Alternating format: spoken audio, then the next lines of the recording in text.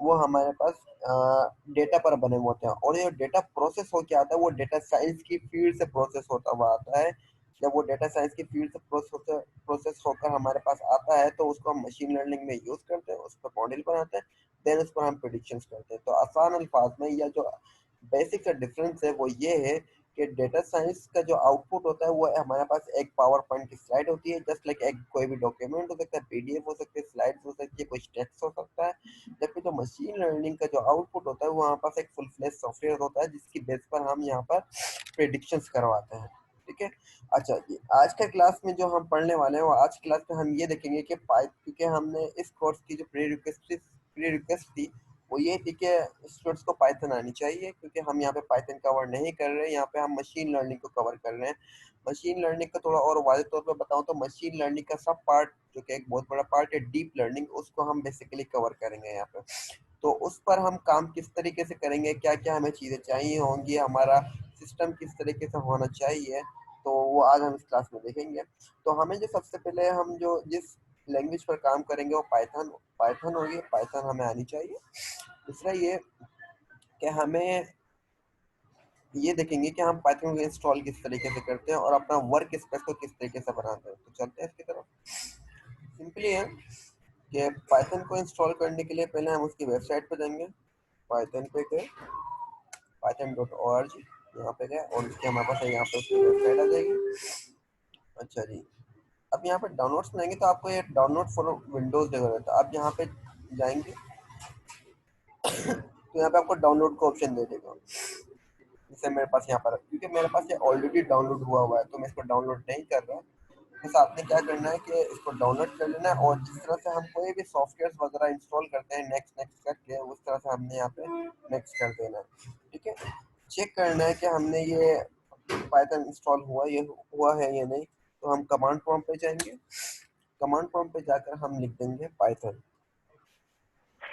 जब हम यहाँ पे जाके पाइथन लिखेंगे तो हमारे पास ये पाइथन का वर्जन बता देगा। क्योंकि मेरे पास पाइथन का 3.7.5 वर्जन हुआ है, तो मेरे पास यहाँ पे उन्होंने ये बता दिया कि हमारे पास ये पाइथन इंस्टॉल हुआ है और सही से इंस्टॉल हुआ है।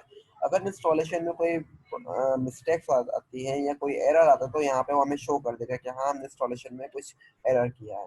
अच्छा जी, तो आप जब ये पाइथन इंस्टॉल करेंगे तो मे भी आपको कुछ एरर्स वगैरह हैं, तो यूट्यूब वगैरह पे सर्च कर लीजिएगा। अगर आपको तब भी कोई समझ नहीं आता तो आप मुझसे कांटेक्ट कर लीजिएगा, ग्रुप में मेरा नंबर रहेगा।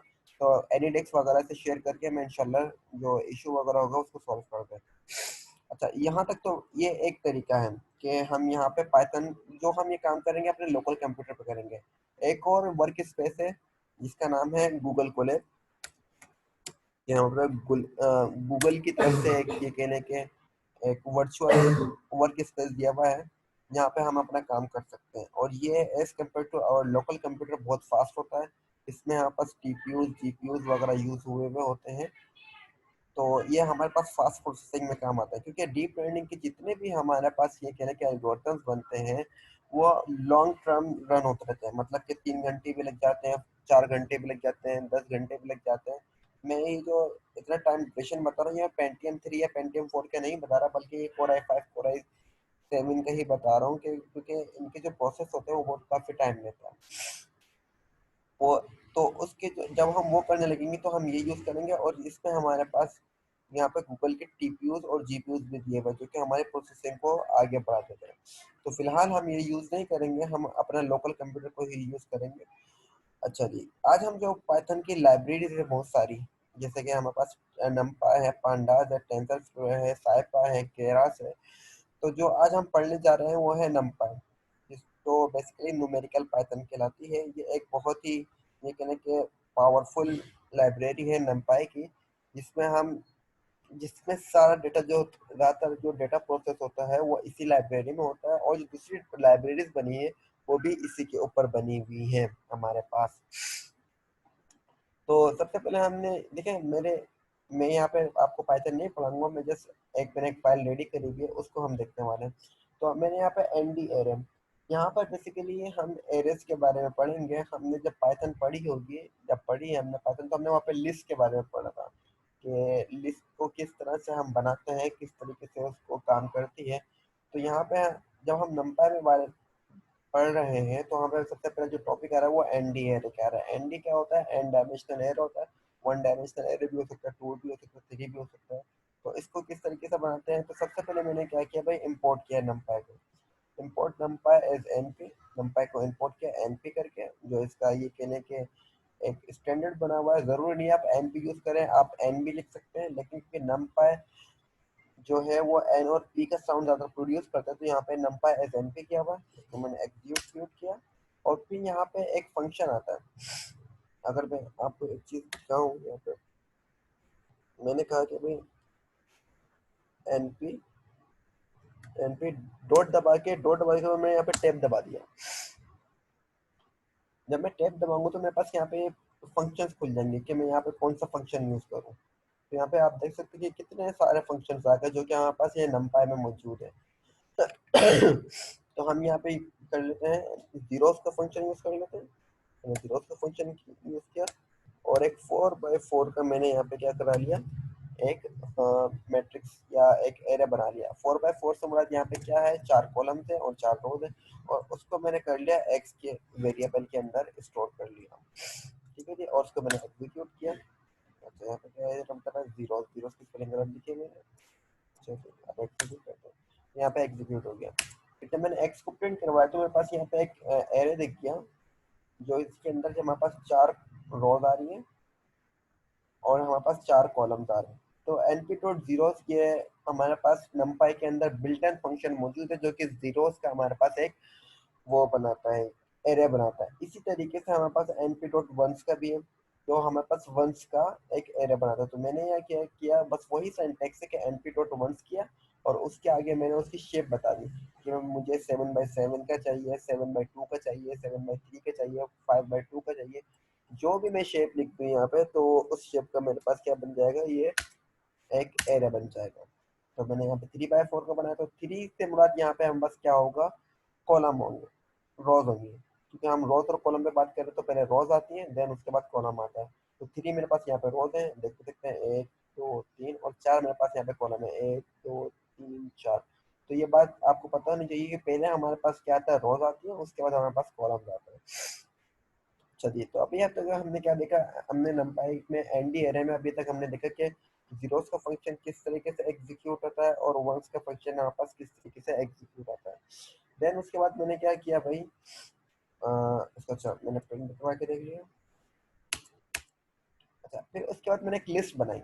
अब मैं क्या कर रहा हूँ कि मैं लिस्ट, जो कि एक पाइथन की एक ये कहने के एक फंक्शन है या पाइथन का कोई एट्रीब्यूट है, जो कि लिस्ट है, उसको मैंने क्या किया, उस लिस्ट को मैंने नंपाई एरे में कन्वर्ट करी। कैसे करा, मैंने एक लिस्ट बनाई, उसको मैंने एल वेरिएबल के अंदर स्टोर करवाया। फिर मैंने कहा कि मैं np डॉट एरे, उस एरे के अंदर मैंने जो वेरिएबल जिसके अंदर मैंने लिस्ट स्टोर करवाई थी वो पास करवा दिया, और उसको मैंने जेड के अंदर स्टोर करवा दिया। देन जब मैं इसको एग्जीक्यूट करूंगा, तो ये क्या हुआ कि आप अब देख सकते हैं कि जो मेरे पास पहले लिस्ट थी वो अब नमपाई एरे में कन्वर्ट हो चुकी है। इसी तरीके से हम ये जितने भी लिस्ट का काम हो सकता है उसको हम नमपाई एरे में कन्वर्ट कर सकते हैं। सवाल यहाँ पे ये पैदा होता है कि हम नमपाई को यूज क्यों कर रहे हैं, हम डायरेक्ट लिस्ट से काम क्यों नहीं कर सकते, ये क्यों नहीं करते। उसकी वजह यह है कि नमपाई एक बहुत फास्ट प्रोसेसिंग लाइब्रेरी है, जो कि पाइथन के मुकाबले में बहुत तेज प्रोसेस करती है। इसकी बेसिक और बुनियादी वजह यही है कि हम यहाँ पे लिस्ट की जगह नमपाई को यूज करते हैं, और आगे जितने भी हम मॉडल्स वगैरह बनाएंगे उसमें हम एरे ही को यूज करेंगे, वहाँ पे लिस्ट को यूज नहीं करेंगे। इनफैक्ट वहाँ पे लिस्ट यूज होगी नहीं, शादो नजीर कभी हो गई तो हो गई। अच्छा, इसी तरीके से हमने यहाँ पे अपने पाइथन में पढ़ा था कि रेंज का फंक्शन, जो हम फॉर के लूप में रेंज दे देते हैं कि 1 से लेकर 10 तक, तो 1 से लेकर 9 तक नंबर प्रिंट हो जाते थे। तो इसी तरीके से नमपाई में हमारे पास है ए रेंज का जो है वो एक फंक्शन है। मैंने क्या बोला कि भाई np डॉट ए रेंज 1 से लेकर 100 तक हमारे पास क्या आ जाए, नंबर आ जाए। ठीक है, और उसको मैंने 10 का एक ये लगा लें कि इंक्रीमेंट लगा के 10 का डिफरेंस वो आ जाए, कि डिफरेंस आ जाए। मिसाल के 1 के बाद, चलो इसका आउटपुट देख लेते हैं। तो मैंने यहाँ पे वो एलो करवाया और मैंने ए को प्रिंट करवाया। तो अब यहाँ पे देख लेते हैं कि 1 के बाद 11 आ गया, 10 का डिफरेंस आ गया, फिर 11 के बाद 21 आ गया, 10 का डिफरेंस आ गया, 21 के बाद 31 आ गया, 10 का डिफरेंस आ गया। तो यहाँ पे हमारे पास ये step size, basically step size कहलाता है, तो वो हम मैं चेंज भी कर सकता हूँ। अगर मैं यहाँ पे 2 दे दूँ तो यहाँ पर देखिए 2 का डिफरेंस आ जाएगा। अगर मैं तो इसी तरीके से दूसरे अल्फाज में मैं ये कहूँ कि यहाँ पे मेरे पास क्या हो गए कि ऑड नंबर प्रिंट हो गए। पहले अगर मैं पाइथन की बात करूँ तो पाइथन में पूरा फोर का लूप लगाना पड़ता था, और मुझे इंक्रीमेंट इनिशियलाइज भी करना पड़ता था, कंपेयर भी करना पड़ता था, फिर इंक्रीमेंट भी करना पड़ता था। यहाँ पे जस्ट ये एक ही function dot n p dot arange से ये काम हो रहा है, इसी वजह से जो ये है बहुत पॉपुलर है। अगर मैं यहाँ पे 3 का इंक्रीमेंट कर दूँ तब भी हमारे पास ये आंसर आ गया। अच्छा जी, अब ये मजीद क्या काम हो सकता है कि अब हम इसमें मजीद ये मालूम कर सकते हैं कि भाई इसकी शेप क्या है। मैंने क्या किया, ए डॉट शेप कॉमन डाल दिया, तो यहाँ पे 33 इसकी शेप आ रही है। इसका मतलब क्या है कि ये जितने भी एलिमेंट्स आ रहे हैं, रोज जो आ रही है वो 33 है हमारे पास। अच्छा जी अच्छा, अब मैंने एक और काम किया कि मैंने यहाँ पर अपने पास एक 10 बाय 10 का एक्स का जीरोस का एक मैट्रिक्स बनाया। मैंने इसको एग्जीक्यूट किया और इसको देख भी लेते हैं कि किस तरीके से बना। तो मैंने यहाँ पे क्या किया, एक्स डॉट शेप, तो हमारे पास ये 10 बाय 10 का ये हमारे पास एक मैट्रिक्स आ गया या एक एरे आ गया। अच्छा जी, हमने यहाँ पे शेप का एट्रीब्यूट देखा, इसी तरीके से रीशेप का भी है। रीशेप का क्या काम करता है, यहाँ पे देखिए 10 बाय 10 को अगर मैं करूँ तो 10 बाय 10 100 होता है, तो मैंने इस 100 को ब्रेक कर दिया, और 2 to the 4, 4 for the 2 to the 4, 4 for the 20 और 25 द 100। तो मैंने इस 100 को ब्रेक कर दिया इस रीशेप के मेथड की मदद से। तो इससे क्या होगा, तो मेरे पास जो आउटपुट आएगा मेरे पास ये आउटपुट आएगा। कहाँ गया, ये रहा। कि मेरे पास 5 बाय 5 के वो बनेंगे, एरेज बनेंगे, इसके अंदर 5 रो होंगे और 5 कॉलम लेंगे। और 2 बाय 2 से मुराद यहाँ पे 2 टू द 4 अगर मैं कहूँ तो यहाँ पे बस 4 हमारे पास ये बनेंगे, एरेज बनेंगे। तो 5 बाय 5 यहाँ पर हमारे पास एरे का साइज है, और 2 बाय 2 यानी कि 4 से मुराद है कि हमारे पास यहाँ पे 4 बनेंगे। ये किसकी मदद से हुआ है, रिशेप की मदद से हुआ है। रिशेप का मेथड क्या काम करता है, जो पहले से हमारे पास एरे बना हुआ है उसको रिशेप करता है। नाम से ही पता लग रहा है कि रिशेप करता है। और रिशेप क्यों करते हैं, ताकि हमें अगर जो एरे गिवन हो और हमें उस शेप में नहीं हो जिस शेप में हमें चाहिए, तो हम उसको रिशेप करके अपनी रिक्वायरमेंट के मुताबिक चेंज कर लेते हैं। तो यहाँ तक हमने जो तक काम किया वो एन डी एरे कहलाता है, यानी कि एन डायमेंशनल एरे। तो यहाँ पे हम 1D भी कह सकते हैं, 2D भी से कह सकते हैं। अगर मैं आपसे यहाँ पे बात करूँ तो भाई यहाँ पे वाई जो आ रहा है, वाई की शेप क्या है, तो कैसे करेंगे, वाई डॉट शेप, शेप मालूम करें। यहाँ पे आ रही है भाई इसके 2 बाय 5 बाय 5 का एक। अच्छा, यहाँ पे जो y आ रहा है और यहाँ पे क्या था y, यहाँ पे y इस वजह से आ रहा है 2 बाय 2 5 बाय 5, वो इस वजह से क्योंकि ये जो यहाँ पे जो हमने एग्जीक्यूट कर लिया, तो इस y के अंदर ये स्टोर हो गया और यही y हमारे पास ऊपर जाके एग्जीक्यूट हो गया, इसी वजह से हमारे पास ये आ रहा है। अच्छा, इसको हम चेंज कर लेते x से, तो x इस तरीके से आ गया। अब यहाँ पे हम तो शेप भी मालूम कर सकते हैं, उसके बाद इसके हम डायमेंशन भी मालूम कर सकते हैं। डायमेंशन मालूम करने का जो हमारे पास एट्रीब्यूट है वो क्या है, डॉट एंड वो बता रहा है कि भाई 2 डायमेंशन का आ रहा है, 4 बाय 4 हमारे पास 2 डायमेंशन का हमारे पास ये एरिया आ रहा है। इसी तरीके से हम इसकी टाइप भी, डेटा टाइप भी मालूम कर सकते हैं कि इसकी डेटा टाइप क्या है हमारे पास। तो देखिए इसके लिए जो टेक्स्ट है वो क्या है, टेक्स्ट जो भी हमारे पास वेरिएबल है तो डॉट डी टाइप। तो इसमें फ्लोट 64 है। डेटा टाइप हमारे पास मुख्तलिफ भी हो सकती है, स्ट्रिंग भी होती है, इंटीजर भी हो सकती है, इंटीजर भी हो सकते हैं, और भी बहुत सारी डेटा टाइप है जो हमारे पास हो सकती है। अच्छा जी, तो अभी तक हमने जो पढ़ा उसमें हमने जीरोस के फंक्शन को देखा, वंस के फंक्शंस को देखा, अरेंज के फंक्शन को देखा, रीशेप के फंक्शंस को देखा, थोड़ी सी मैनिपुलेशन वगैरह करी। तो ये हर चीज़ हमने देख ली। अच्छा जी, उसके बाद हमारे पास जो है वेक्टराइज ऑपरेशन होता है। वेक्टराइज ऑपरेशन क्या होता है उसको देख लेते हैं। सबसे पहले हमें क्या करना होता है कि हमें नमपाई को इंपोर्ट कराना पड़ता है। अगर हम नमपाई को इंपोर्ट नहीं करवाएं तो ये काम नहीं करेगा। अब सवाल ये पैदा होता है कि मैंने तो ऊपर तो इंपोर्ट करवाया था, तो मैंने दोबारा इंपोर्ट क्यों करवाया।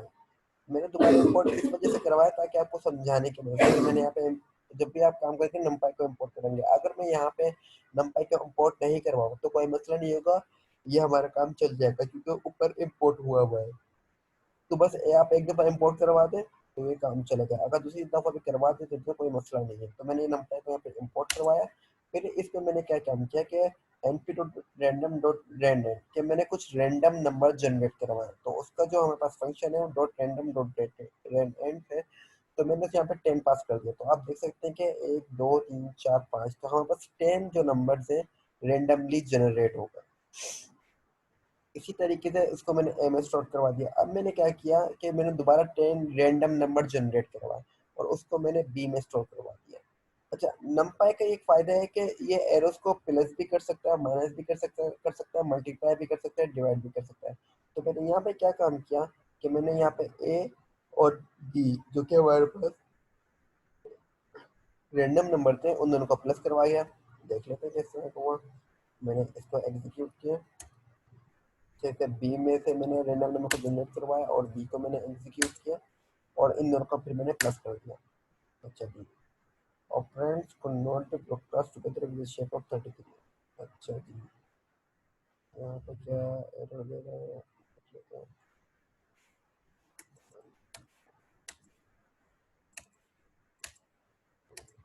हाँ सही है, मैंने ऊपर वाला सेल एग्जीक्यूट नहीं किया था इससे ऐसे ही एरर दे रहा था। तो यहाँ पे क्या किया हमने कि हमारे पास जो था एक न, एक और हमने 10 रैंडम नंबर जनरेट करवाया उसको ए में स्टोर किया हुआ। फिर 10 नंबर जनरेट करवाया उसको बी में स्टोर किया। फिर इन दोनों नंबर्स को हमने ऐड कर दिया। बेसिकली नंबर से यहाँ पे एरे है। इसी तरीके से मैं इन दोनों एरर्स को माइनस भी कर सकता हूँ। तो क्या करेंगे, जस्ट आसान सिंटेक्स है ए माइनस बी। अगर किसी नंबर से मल्टीप्लाई करना चाहूँ तो बेस पर उसको वेरिएबल का नाम लिखूंगा और उसको मल्टीप्लाई कर दूंगा जो भी नंबर है। यहाँ पर मैंने 2 से मल्टीप्लाई कर रहा हूँ एरे 1 ए को, तो मैंने मल्टीप्लाई कर दी। भी यहाँ पे दोनों एरेस को मल्टीप्लाई भी कर सकता हूँ और इसको मैं 1 से डिवाइड भी कर सकता हूँ जिसको हम इनवर्स कह सकते हैं। अच्छा जी, ये तो थी जस्ट मैथमेटिक्स हमारे पास ऑपरेशन से अर्थमेटिक ऑपरेशन से हमारे पास। अब हम मजीद क्या कर सकते हैं कि अगर मुझे ये मालूम करना है कि मेरे एरे में सिर्फ वही नंबर आ जाए जो 0 से बने, तो मैंने कंडीशन लगाई कि ए ग्रेटर देन 0। तो ए एरे के अंदर जो नंबर 0 से बड़े होंगे सिर्फ वही यूज कराएंगे और इसका जो आंसर आएगा वो बुलियन में आएगा। मतलब ट्रू फॉल्स फॉल्स ट्रू। तो ट्रू का मतलब क्या है कि ये वो नंबर है जो कि 1 से बड़े हैं और फॉल्स का मतलब वो है नंबर है जो कि 0 से छोटे हैं। अगर मुझे इसी तरीके से अगर मुझे 0 से छोटे नंबर चाहिए हो तो ए लेस देन 0 कर दिया मैंने। तो यहाँ पे बुलियन में आंसर आ गया। अब मैं ये चाह रहा हूँ कि भाई ये ट्रू जो आ रहा है मुझे इस ट्रू की जगह वही नंबर चाहिए। तो यहाँ पे हम क्या करेंगे कि इसको स्क्वायर ब्रैकेट के अंदर मैंने लिखा ए, मेरे पास एक एरे है ए। उस एरे के अंदर मजीद कंडीशन में क्या दूंगा कि भाई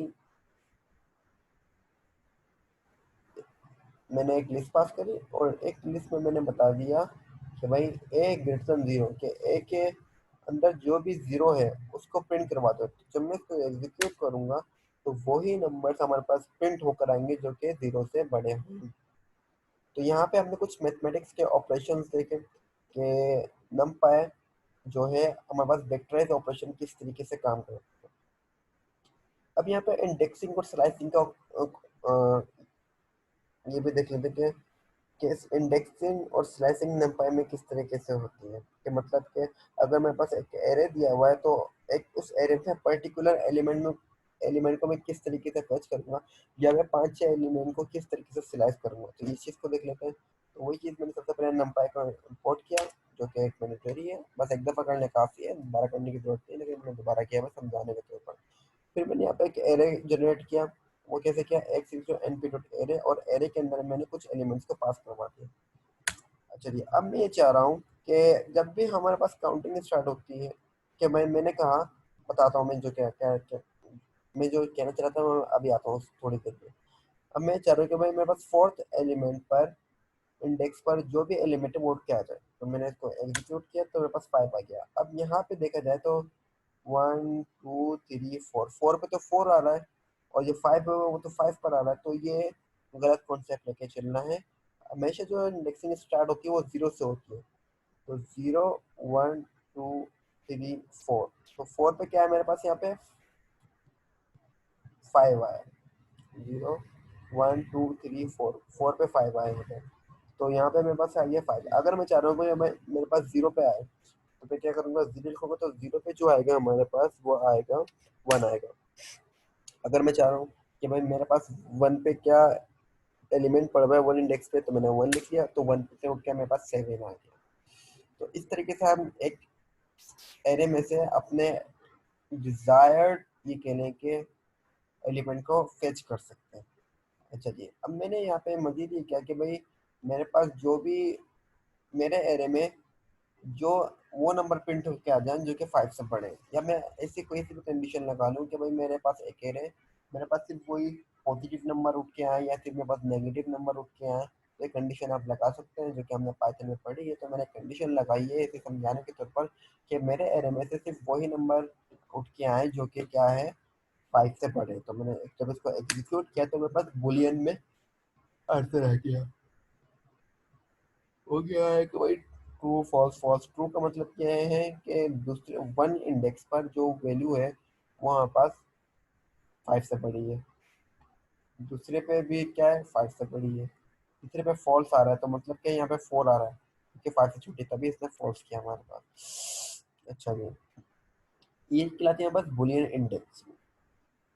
अगर मैंने यहाँ पे एक जो ट्रू ट्रू आ रहा है उसको अगर मुझे प्रिंट करवाना हो, तो वही जो हमने ऊपर देखा था, जब इसको हमने एग्जीक्यूट किया तो हमारे पास यहाँ पे ट्रू ट्रू आ गया। इसका मतलब क्या है कि ये बुलियन इंडेक्सिंग है। अच्छा, अभी तक हम सिर्फ एक एलिमेंट की बात कर रहे थे कि भाई अगर मुझे 5 को इंडेक्स 0 पे क्या कौन सा एलिमेंट पड़ा हुआ है वो पता लगाना हो, इंडेक्स 2 पे कौन सा एलिमेंट पड़ा हुआ है वो पता लगाना हो, मतलब कि जैसे हमें एक एलिमेंट का पता लगाना हो तो हम ये काम कर रहे थे जिसको हम बुलियन इंडेक्सिंग कहते हैं। लेकिन आगे फैंसी इंडेक्सिंग भी होती है जिसका काम क्या होता है, वो ये होता है कि अगर मुझे एक से ज़्यादा को पता लगाना हो कि भाई इंडेक्स 6 पर और इंडेक्स 7 पर कौन कौन सा एलिमेंट्स पड़े हैं, तो उसको हम कैसे मालूम करते हैं, उसको हम इस तरीके से मालूम करते हैं कि हम एरे का नाम लेते हैं और उसको 2 दफ़ा हम क्या कर देते हैं, स्क्वायर ब्रैकेट में बंद कर देते हैं। ये हमारा इंडेक्सिंग कहलाती है, इसका सिंटैक्स है।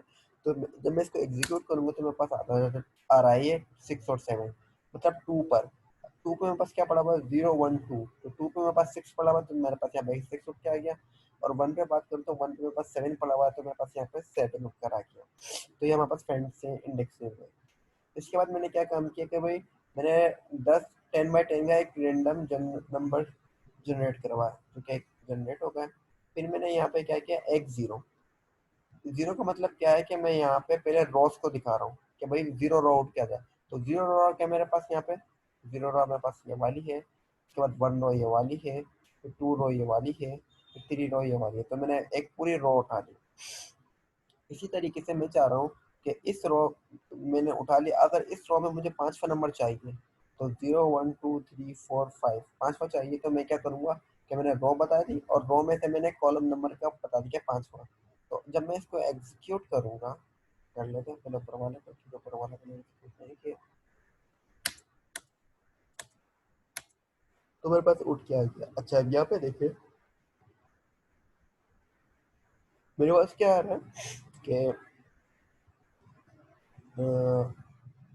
0 रो है और 5 है, 1 2 3 4 5, क्योंकि जीरो स्टार्ट था, 0 ये हो गया, 1 ये हो गया, 2 ये हो गया, 3 ये हो गया, 4 ये हो गया और 5 ये हो गया। तो 5 में क्या आ रहा है 1.138154, यही नंबर मेरे पास यहाँ पे शो हो रहा है।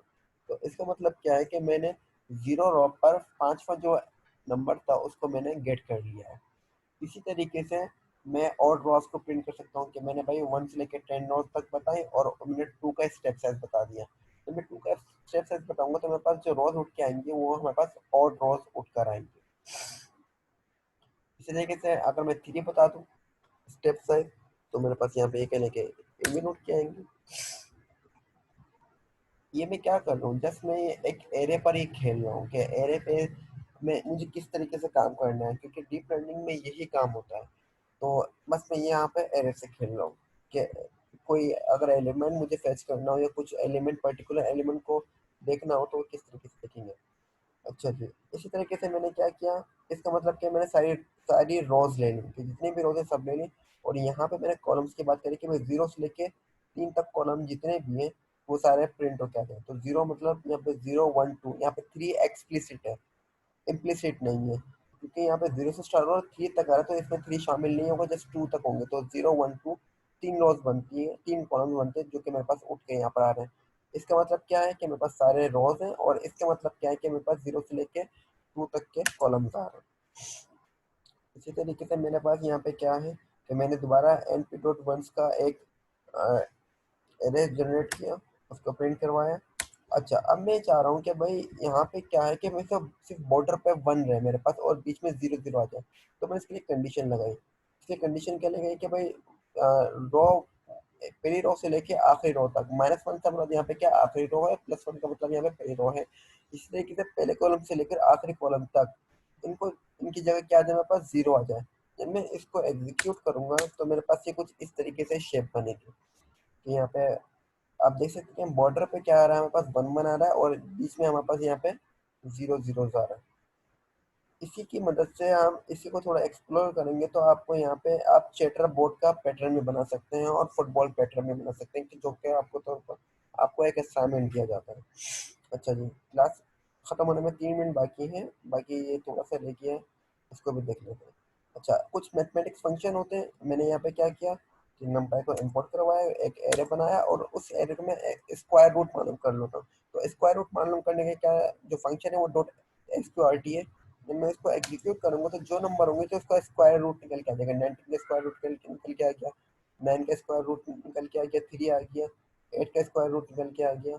इसी तरीके से अगर मुझे पावर मालूम करनी होगी तो क्या करूंगा कि np डॉट पावर का फंक्शन है, x मैंने वेरिएबल दिया, और अगर जो पावर मुझे मालूम करनी है, लेट्स सपोज मुझे स्क्वायर मालूम करना है, क्यूब मालूम करना है, तो वो मैं आगे पास कर दूंगा। इसको एग्जीक्यूट करूंगा तो वही डिजायर जो पावर है हमारे पास वही निकल के आ जाएगी। अच्छा जी, इसी तरीके से हमारे पास यहाँ पे क्या है कि मैंने एक और लिस्ट बनाई और उसके अंदर मैंने 5 एलिमेंट स्टोर करवा दिए, और पहले वाले में भी और एक्स में जो था उसमें भी मेरे पास 5 एलिमेंट थे। अब यहाँ पे एक मैक्सिमम का फंक्शन है जो क्या काम करता है, जो हमें मैक्सिमम नंबर निकाल के देता है एक्स और वाई में से। इसको एग्जीक्यूट करता हूँ तो मेरे पास ये आंसर आया। कहाँ गया ये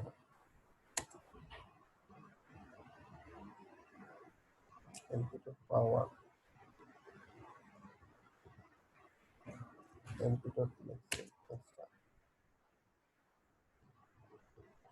गलती हो रही है। हाँ, अब सही हो गया।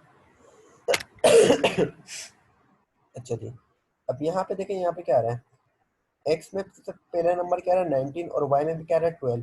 तो 12 और 19 में से बड़ा मैक्सिमम नंबर कौन सा है 19, तो इसने क्या प्रिंट किया, मेरे पास 19 प्रिंट किया। इसी तरीके से इंडेक्स वन में एक्स पर देखे तो 9 आ रहा है, और इंडेक्स वाई एरे में इंडेक्स वन पे देखो तो हमारे पास 3 आ रहा है। तो 3 और 9 में मैक्सिमम नंबर क्या है, मेरे पास 9 है, तो 9 प्रिंट होके आ गया। इसी तरीके से जो नंबर मैक्सिमम है वो प्रिंट होके आ रहा है।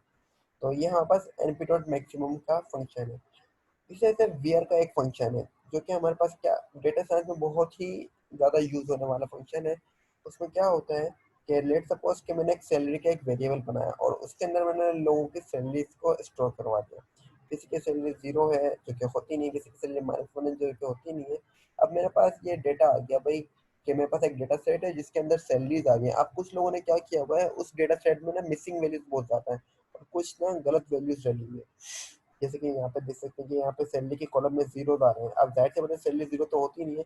जब मेरे पास ये डेटा सेट आ गया तो मैं इसमें काम किस तरह करूंगा, तो मैं क्या करूंगा, जितने भी ये नल वैल्यूज होंगे या जो गलत वैल्यूज फिल होंगे उनको मैं रेक्टिफाई करूंगा, उसको मैं आइडेंटिफाई करूंगा और उनकी जगह कोई दूसरी वैल्यूज को फिट करूंगा। अब सवाल ये पैदा होता है कि भाई इतना बड़ा डेटा सेट होगा तो कैसे फाइंड करेंगे, तो जो फंक्शन वहाँ पे यूज होगा वो np.where का फंक्शन होगा। मैंने क्या कहा भाई कि भाई np.where के सैलरी जो है, अगर किसी की सैलरी लेस देन या इक्वल होती है 0 के, तो उसको क्या कर दो 25,000 कर दो। अपनी तरफ से मैंने एक वैल्यू डबी वैल्यूज फिल कर दी ताकि मेरा डेटा सेट जो है वो एक अच्छा बन सके।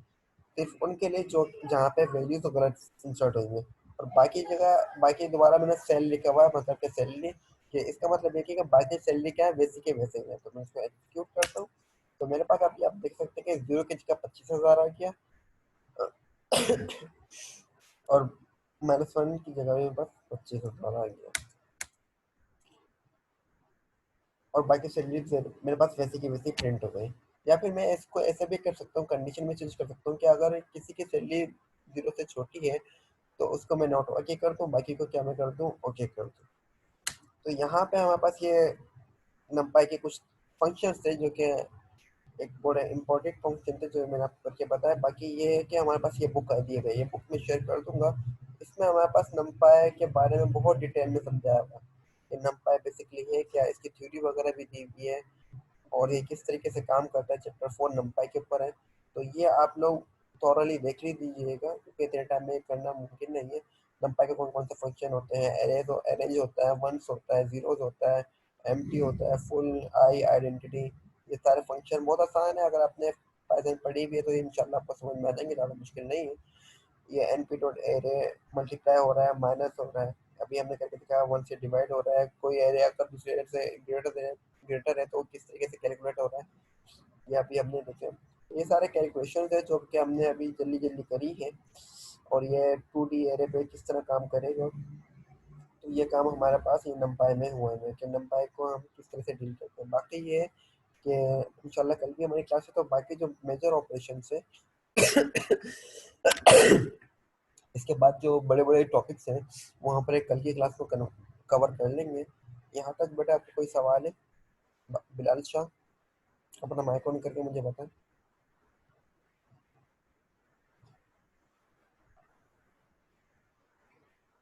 आप माइक ऑन नहीं कर रहे, इसका मतलब ये है कि आपका, चलिए टेक्स्ट किया है आपने, क्लियर है सर, चलिए इनकोड हो गया।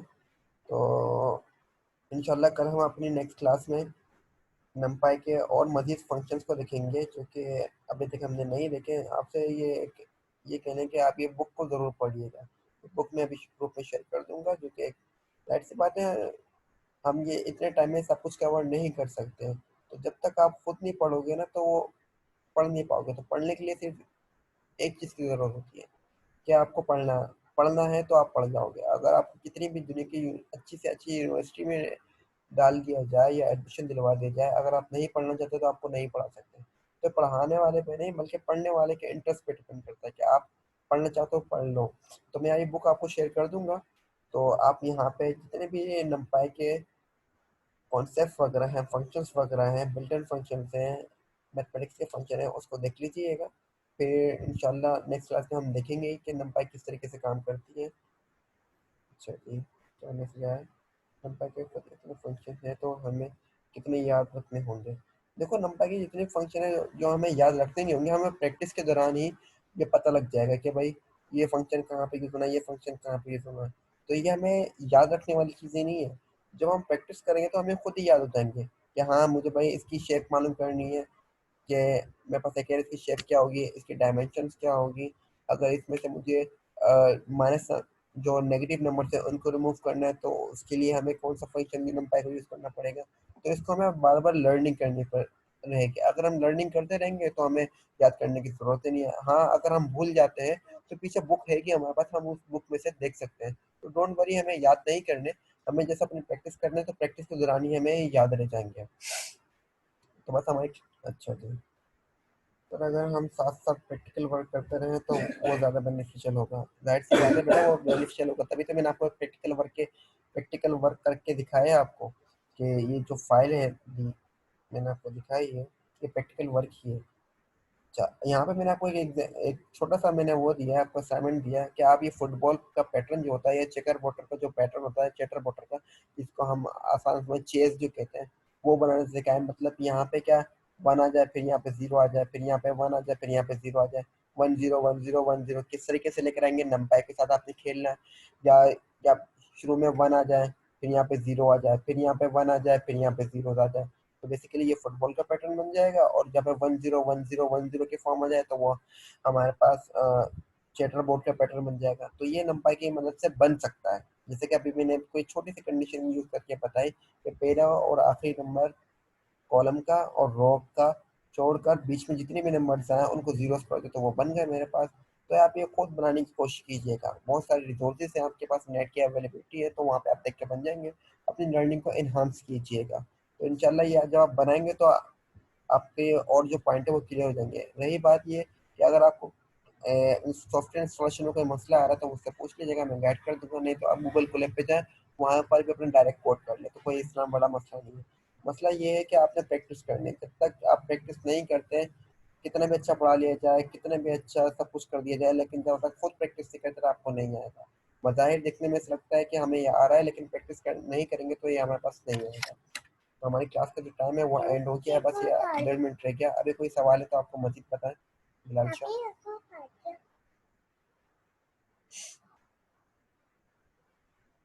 नहीं पता। तो ठीक है, इंशाल्लाह कल की बात होती है, अब तक कल मुलाकात होती है। अल्लाह हाफिज। अब बच्चे को